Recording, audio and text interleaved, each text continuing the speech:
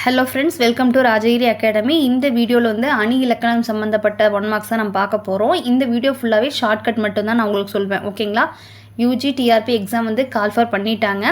இனி வந்துட்டு line by லைனாக வந்துட்டு நீங்கள் படிக்கணும் அப்படின்னு நினச்சாலும் உங்களுக்கு டைம் பத்தாது. மேஜரும் படிக்கணும், தென் வந்துட்டு கட்டாய தமிழில் அடிப்படையாக நீங்கள் வந்து ஒரு செக்யூரான ஒரு லெவலில் வந்துட்டு நீங்கள் பாஸ் ஆகணும் அப்படின்னா தமிழும் படிக்கணும். அப்போ வந்துட்டு தமிழில் வந்துட்டு எவ்வளவு சுலபமாக ஷார்ட்கட்ஸ் யூஸ் பண்ணி சொல்ல முடியுமோ அவ்வளோ சுலபமாக உங்களுக்கு வந்துட்டு நான் இந்த வீடியோவில் வந்து அப்லோட் பண்ணிக்கிறேன். இன்னும் நிறைய பண்ணிட்டும் இருக்கேன், ஓகேங்களா? நீங்கள் வந்துட்டு இது ரெகுலராக ஃபாலோ பண்ணுறீங்க அப்படின்னா வந்துட்டு 100% ஈஸியாகவே கிராக் பண்ணிடலாம். தமிழுக்கு அப்படின்னு சொல்லிட்டு இனி வந்து தனியாக டைம் வந்து அலாட் பண்ணாதீங்க. ஏதோ ஒரு வேலை செஞ்சிட்ருக்குறீங்க, ஓகேவா? அப்போ வந்துட்டு நீங்கள் தமிழில் வந்துட்டு ஒரு வீடியோ போட்டு கேட்டுட்டு அதுக்கப்புறமா தமிழ் புக் இருந்துச்சு அப்படின்னா பாருங்கள், அதே போதுமானதாக இருக்கும், ஓகேங்களா? நீங்களாக இனி லைன் பை லைனாக படித்து ரொம்ப டைம் வேஸ்ட் பண்ணாதீங்க. எக்ஸாமுக்கு தேவையான எல்லாமே வந்துட்டு இதை நான் சொல்லிடுவேன். அணி இலக்கணம் இந்த தலைப்புகள்லேருந்து கேட்டாங்க அப்படின்னா நீங்கள் 1 மார்க் கூட விட மாட்டீங்க. அதுக்கு நான் வந்து கேரண்டியாக வந்துட்டு இதை நான் எக்ஸ்பிளைன் பண்ணிடுவேன். ஓகே, தற்குறிப்பேற்றணி அப்படின்னு ஒரு தலைப்பு கொடுத்துருப்பாங்க. தற்குறிப்பேற்றணி அப்படிங்கிறது என்ன அப்படின்னா, இயல்பாக நடக்கிற ஒரு நிகழ்ச்சியின் மீது கவிஞன் வந்து தன்னோட குறிப்பை வந்து ஏற்றி சொல்கிறார் இல்லையா, அதுதான் வந்து தற்குறிப்பேற்றணி. இதுக்கு வந்து ஒரு எடுத்துக்காட்டு கொடுக்குறாங்க. அதில் வந்துட்டு இந்த நெடுங்கொடி வாரல் மறுத்து கைகாட்ட, அதை மட்டும் பார்த்துக்குங்க. கொடி வந்துட்டு வர வேணாம் அப்படின்னு சொல்லிட்டு மறுத்து கைகாட்டுதாமா. இந்த கோட்டையின் மேலே வந்து எப்போவுமே வந்து கொடி அப்படிங்கிறது ஒன்று வந்து இருக்கும், ஓகேங்களா? இது வந்து கோவலனும் கண்ணகியும் மதுரை மாநகருக்குள்ளே வரும்போது இயற்கையாக அது எப்பவும் போல தான் அசையுது. ஆனால் கவிஞர் என்ன சொல்கிறாரு, வேணாம் இது ஊருக்குள்ளே வராதிங்க, இந்த ஊருக்குள்ளே வந்தீங்க அப்படின்னா வந்துட்டு கோவலன் வந்து கொலை செய்யப்படுவான் அப்படிங்கிறது வந்து ஒரு சிக்னல் கொடுக்குற மாதிரி அந்த கொடி வந்து வர வேண்டாம் அப்படின்னு சொல்லுது அப்படிங்கிற மாதிரி கவிஞர் வந்து எடுத்து கூறியிருப்பார், ஓகேங்களா? அப்போ வந்துட்டு இந்த க்ளூ ஞாபகம் வச்சுங்க. கொடி வர வேண்டான்னு மறுத்து கை காட்டுச்சு அப்படின்னா அது எந்த அணி? தற்குறிப்பேற்றணி. உங்களுக்கு இப்போ மறக்காது, தற்குறிப்பேற்றணி. ஓகே, அடுத்தது பாருங்கள், தீவகணி. தீவகணி அப்படிங்கிறது என்னென்னா விளக்கு அப்படிங்கிறது அதோட தீவகம் அப்படின்னா விளக்கு அப்படிங்கிறது தான் பொருள். ஒரு அறையில் வந்து ஒரு விளக்கு வச்சோம் அப்படின்னா அந்த அறை ஃபுல்லாகவே அந்த வெளிச்சம் இருக்கும். அதே மாதிரி வந்துட்டு ஒரு செயலில் ஒரு இடத்துல இருக்கக்கூடிய ஒரு சொல் வந்துட்டு அந்த செயல் ஃபுல்லாகவே லிங்க் ஆகிற மாதிரி வந்துட்டு இருந்துச்சு அப்படின்னா, அதாவது செயலில் இருக்கக்கூடிய ஒவ்வொரு வார்த்தைகளோடும் போய் கனெக்ட் ஆகி பொருள் கொடுக்குற மாதிரி இருந்துச்சு அப்படின்னா அது வந்து தீவகாணி. இதுக்கு வந்துட்டு ஒரு எக்ஸாம்பிள் கொடுத்துருப்பாங்க. சேந்தன வேந்தன். சேந்தன அப்படின்னா சிவந்தன, ஓகேவா? சிவந்தன வேந்தன். இதுக்கு அர்த்தம் என்னென்னா இந்த சேந்தன வேந்தன் அப்படிங்கிறத மட்டும் ஞாபகம் வச்சுங்க. இது வந்து தீவகாணி, ஓகேவா? சேந்தன வேந்தன். சேந்தன சிவந்தன வேந்தன் கண்ணு, இதை ஞாபகம் வச்சுங்க. சேந்தன அப்படின்னா சிவந்தன, ஓகே? அது மட்டும் நல்லா மனப்பாடம் பண்ணிக்கோங்க.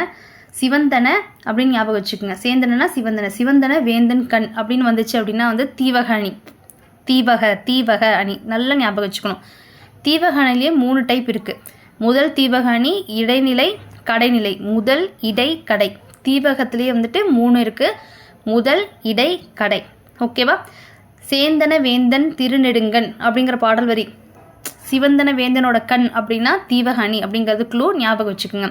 இந்த பாடலோட பொருள் என்னது அப்படின்னா, அரசனுடைய கண்கள் வந்து கோபத்தில் சிவந்துச்சு அப்படின்னா அவன் வந்துட்டு பகை மன்னர்களோட பெரிய தோல் இருக்க அதில் வந்துட்டு ரத்தம் வந்துட்டு வர அளவுக்கு வந்துட்டு நிலைமை ஏற்படும்.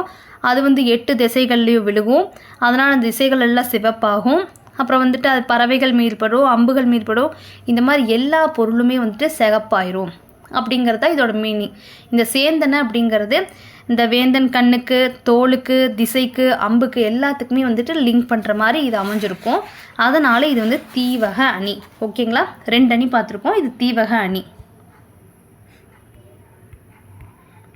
3வது நிரல் நிறை அணி. என்னடா நம்ம இவ்வளோ ஃபாஸ்ட்டாக போகிறோம் அப்படின்னு சொல்லிட்டு பார்க்காதீங்க. ஏன்னா அந்தளவுக்கு வந்துட்டு ரொம்ப இழுத்து சொல்கிற அளவுக்கு வந்துட்டு இப்போ வந்து உங்களுக்கு டைம் கிடையாது கேட்குறக்கு, கரெக்டுங்களா? இருக்கிற ஷார்ட் டைமில் சீக்கிரமாகவும் வீடியோ உங்களுக்கு கவர் ஆகணும், இம்பார்ட்டன்ட் பாயிண்ட்ஸ் எல்லாம் கவர் ஆகணும். அதனால தான் கொஞ்சம் வந்து ஸ்பீடப் பண்ணியிருக்கேன், ஓகேங்களா? ஓகே, நிரல் நிறை அணி. நிரல் நிறை அப்படின்னா வரிசையாக நிறுத்தி பொருள் சொல்கிறது. அன்பும் மரணம், பண்பும் பயனும், இந்த மாதிரி வந்து டைரக்ட் மீனிங் வந்து அது கீழேயே லைனில் வந்துச்சு அப்படின்னா நிரல் நிறை அணி. நிரல் நிறை, ஓகேங்களா? அன்பும் மரமும்,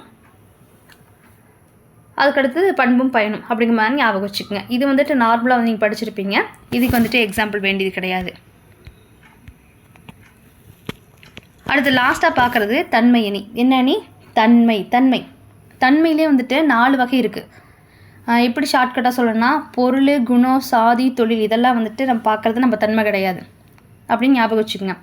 தன்மை அணி அப்படின்னா எவ்வகைப்பட்ட பொருளாக இருந்தாலும் இயற்கையாக அமைந்த அதன் உண்மையை இயல்புத்தன்மையை கேட்பவர்களுக்கு மனம் மகிழுமாறு உரிய சொற்களை அமைத்து சொல்வது தன்மை அணி. இதனை தன்மை நவிர்ச்சி அணி அப்படின்னு சொல்லியிருப்பாங்க. இந்த தன்மை நவிர்ச்சி அணி அப்படின்னு சொன்னதையுமே நீங்கள் ஒன்று ஞாபகப்படுத்தியிருப்பீங்க. 6வதுல வந்துட்டு ஒரு பாடல் இருக்கும், அதில் வந்து தன்மை நவிர்ச்சி அணி அப்படின்னு சொல்லிட்டு படிச்சிருப்பீங்க கரெக்டாக. அதோட இதுதான் கண்டினியூட்டி தான் வந்து 10th வரும். கிராமர் பொறுத்தளவுக்கு எல்லா கிளாஸுமே பார்த்துக்கிறது சால சிறந்தது. ஏன்னா வந்துட்டு லிங்க் வந்து எங்கேருந்து வேணாலும் எடுக்கலாம். ஓகேங்களா?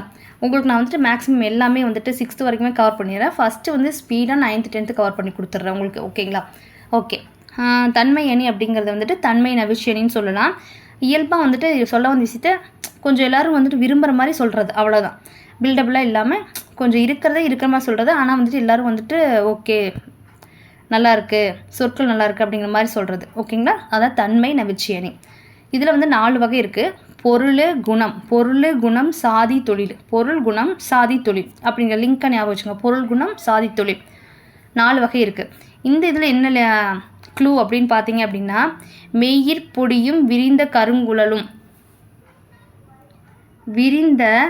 கருங்குழலும் கையில் தனி சிலம்பும் விரிந்த. அப்புறம் ஃபஸ்ட்டு வந்துட்டு உடம்பு முழுக்க தூசியோட கருமையான தலைமுடியை வந்து விரித்து போட்டுட்டு கையில் வந்து ஒரே ஒரு சிலம்பை வச்சுட்டு வந்து கண்ணீரோடு வந்துட்டு வைகை நதி பாயிரக்கூடிய இடத்துல ஆட்சி செய்யக்கூடிய பாண்டிய மன்னனோட அரண்மனைக்கு வந்துட்டு நீதி கேட்க வந்தாங்க அப்படின்னு சொல்லிட்டு நம்ம பார்த்துருப்போம் இல்லையா கண்ணகி.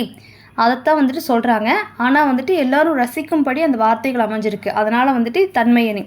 எது வந்து தன்மை அணி அப்படின்னு பார்த்துக்குங்க. விரிந்த கருங்குழலும் கையில் சிலம்பும் நார்மலாக சொல்கிற மாதிரியே சொல்கிறாங்க இல்லையா, அப்போ வந்து தன்மை அணி. ஓகேங்களா? 4 பார்த்துருக்கோம். இந்த 4லேருந்து எந்த இது வந்தாலும் உங்களால் கண்டிப்பாக 100% அடிக்க முடியும் அப்படின்னு சொல்லிட்டு நான் நம்புகிறேன். இந்த வீடியோ உங்களுக்கு யூஸ்ஃபுல்லாக இருந்துச்சுன்னா தயவு செஞ்சு ஒரு லைக் பட்டன் வந்துட்டு கிளிக் பண்ணுங்கள். அப்போ தான் வந்துட்டு அடுத்தடுத்து நான் வீடியோ போடுறதுக்கு எனக்கு ஒரு என்கரேஜ்மெண்ட்டாக இருக்கும். உங்களுக்கு இந்த வீடியோ பிடிச்சிருந்துச்சு அப்படின்னா ஃப்ரெண்ட்ஸ்க்கு ஷேர் பண்ணுங்கள். தேங்க்யூ.